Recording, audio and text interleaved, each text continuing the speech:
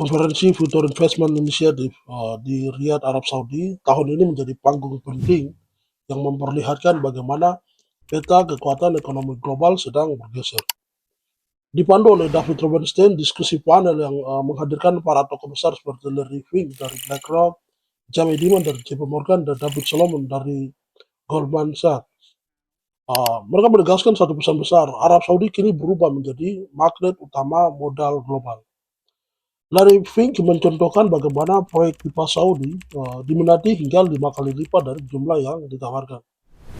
Sebuah indikator kuat bahwa vision 2030 ekonomi baru di Timur Tengah. Di sisi lain ini menimbulkan kekhawatiran negara-negara berkembang seperti Indonesia yang kini harus bersaing lebih keras untuk mendapatkan aliran modal asing. Selain persoalan pergeseran arus modal, para CEO menyoroti ledakan kebutuhan teknologi dan energi akibat perkembangan kecerdasan buatan AI. Stephen Salzman dari Blackstone memperingatkan bahwa dunia sedang menghadapi krisis infrastruktur energi baru, bukan karena industri rumah tangga, tetapi karena data center raksasa yang membutuhkan listrik dalam jumlah masif. Perubahan ini bukan hanya soal teknologi, tetapi soal siapa yang memiliki bahan baku, energi, dan stabilitas politik untuk menampung industri masa depan. Ketegangan juga muncul dari pembahasan soal Amerika Serikat yang kini dibebani utang lebih dari 38 triliun dolar.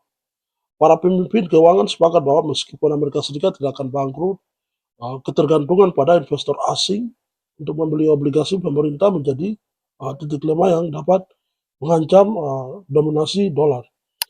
Di sinilah muncul dunia multipolar baru, di mana Arab Saudi, Cina, dan kawasan Teluk menjadi pemain yang semakin menentukan.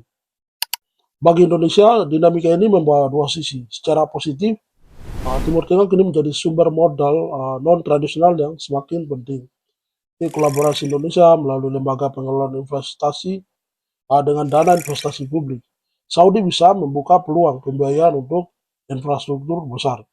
Namun Indonesia juga menghadapi tantangan besar, stabilitas politik dan kepastian hukum yang masih menjadi sorotan investor global. Dalam dunia yang semakin kompetitif ini, negara-negara seperti Saudi menawarkan proyek de-risking. Jadi ini minim risiko dan didukung penuh oleh pemerintah. Hal ini membuat Indonesia harus bekerja 2 kali lebih keras untuk meyakinkan para investor bahwa proyek-proyek nasional dapat memberikan jaminan yang serupa.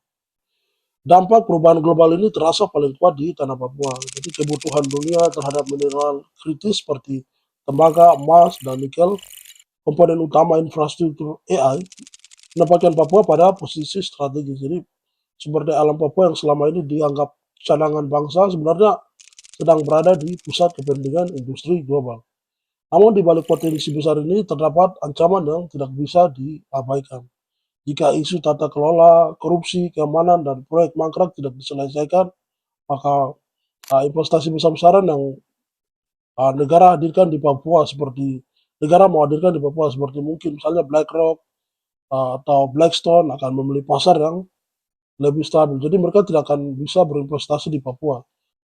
Jika pemerintah mampu melakukan de-risking, memberi jaminan politik, hukum, dan keamanan di seluruh wilayah strategis di Indonesia, hal ini bisa menjadi pusat investasi besar dunia. Namun jika tidak, Indonesia akan kembali menjadi wilayah yang kaya akan sumber daya alam, tapi tidak masuk dalam orbit modal global. Nah, inilah momen penentuan apakah Indonesia dapat ikut bermain dalam transformasi ekonomi dunia atau tertinggal oleh negara lain yang lebih siap. Terima kasih.